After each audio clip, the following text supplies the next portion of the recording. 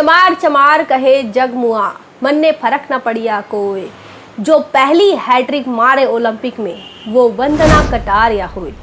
जाति जाति वो है जो कभी नहीं जाती। जाति वो है जो भारत के अंदर सबसे खतरनाक जहर है। जी हाँ दोस्तों, मैं हूँ इंजीनियर स्नेहा और आप देख रहे हैं द थिंग।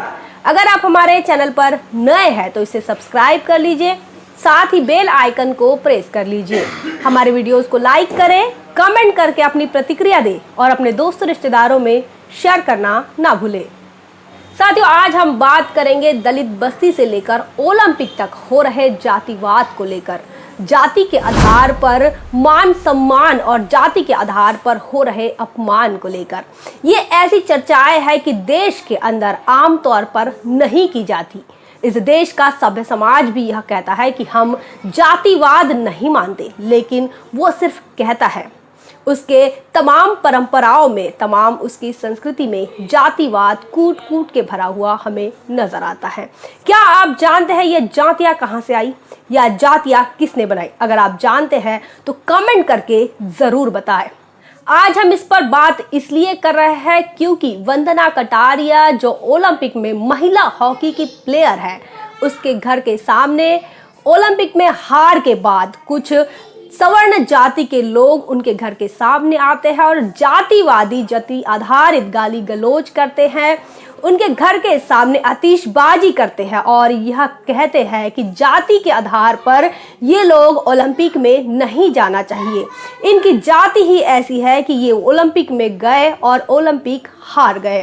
तो इस प्रकार से जाति के आधार पर एक महिला को, एक नेशनल लेवल की प्लेयर के घर के सामने जाकर इस प्रकार से जातिवाद का नंगा नाच करता हुआ मनुवाद हमने फिर से अब देखा है। आपको मैं याद दिलाना चाहूंगी 2003 की बात। क्रिकेट वर्ल्ड कप में 20 साल के बाद एंट्री होती है भारत की और ऐसे में सचिन तेंदुलकर वो 4 रन में ही आउट हो जाते हैं। उसके बाद सौरव गांगुली जो कि बंगाली ब्राह्मण है, वो भी ज़्यादा कुछ कर नहीं पाते हैं और ऐसे में ऑस्ट्रेलिया से जो भारत है पहली बार फाइनल में पहुंचती है लेकिन जीत नहीं पाती। लेकिन ऐसा नंगा नाच मनुवाद का वो उनके घर के सामने नहीं होता। क्यों नहीं होता? क्योंकि उनके पास बैकअप है। कौन सा बैकअप है? बैकअप है जाति का। उनके पास बैकअप है कि वो सवर्ण है, उनके पास बैकअप है कि वो सवर्ण जाति से आते हैं और इसीलिए उनके सामने मनुवाद कभी भी उनका अपमान नहीं करता। और इस देश के अंदर जाति के आधार पर ही अपमान होता है और जाति के आधार पर ही मान सम्मान होता है। और ये जो उदाहरण मैं आपको बता रही हूँ, ये वंदना कटारिया और सौरव गांगुली हो या सचिन तेंदुलकर हो, इनको लेकर बता रही हूँ क्योंकि तमाम सारे जो लोग हैं ये भारत के लिए खेलते हैं, भारत का नेतृत्व विदेशों में करते हैं, दुनिया में करते हैं। लेकिन जाति के आधार पर अगर कोई टीम जीतती है या हारती है तो उसका जो श्रेय है या फिर उसका जो वजह है उनके जाति को मानना, ये कहाँ की इंसानियत है? क्या एक सभ्य समाज को, एक सभ्य देश में ये बात कहाँ तक सच पहुंचती है? ये हमने आज सोचना चाहिए। आज 21वीं सदी में हम बात कर रहे हैं और 21वीं सदी में जिस वंदना कटारिया की बात हम कर रहे हैं, उन्होंने ओलंपिक में वो पहली महिला ऐसी है जो हॉकी की प्लेयर है और वो पहली महिला है जिन्होंने साउथ अफ्रीका के खिलाफ उन्होंने हैट्रिक मारी। लेकिन इस बात का गौरव कोई नहीं कर रहा।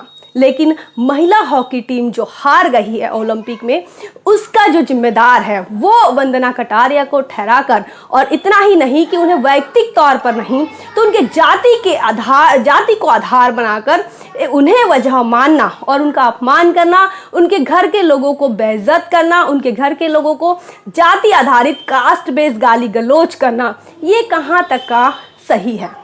फिलहाल वंदना कटारिया का अपमान और जाति आधारित गाली गलौज के लिए जिन 2 लोगों पर कार्रवाई हुई है उनके ऊपर एट्रोसिटी एक्ट के तहत कार्रवाई की गई है। लेकिन सवाल आज भी वही है कि कब तक शेड्यूल कास्ट और शेड्यूल ट्राइब के लोग इस प्रकार से जातिगत अन्याय अत्याचार का सामना करते रहेंगे और कब तक कानून का सहारा लेते रहेंगे? कब बदलेगा यह देश और कब बनेगा इस देश का सभ्य समाज? कब होगी उनकी ब्रॉड थिंकिंग, कब बढ़ेगी और कब वो ऐसा ऐसी सोच उनके अंदर निर्माण होंगी कि जिस प्रकार देश का रिप्रेजेंटेशन, देश का प्रतिनिधित्व सचिन तेंदुलकर और सौरव गांगुली करते हैं, उसी प्रकार वंदना कटारिया भी करती हैं। लेकिन जाति के आधार को कब भूलेगा यह देश? साथियों, ये सवाल इसी प्रकार से बना हुआ रहेगा। इस संदर्भ में आप क्या सोचते हैं? कमेंट करके जरूर बताएं। बने रहे द थिंक पर। जय भीम, जय भारत। बहुजन विचारधारा को घर घर तक पहुंचाने के लिए हमारे YouTube चैनल को सब्सक्राइब करें, लाइक करें, कमेंट करें, शेयर करें और बेल आइकन की घंटी दबाना ना भूलें।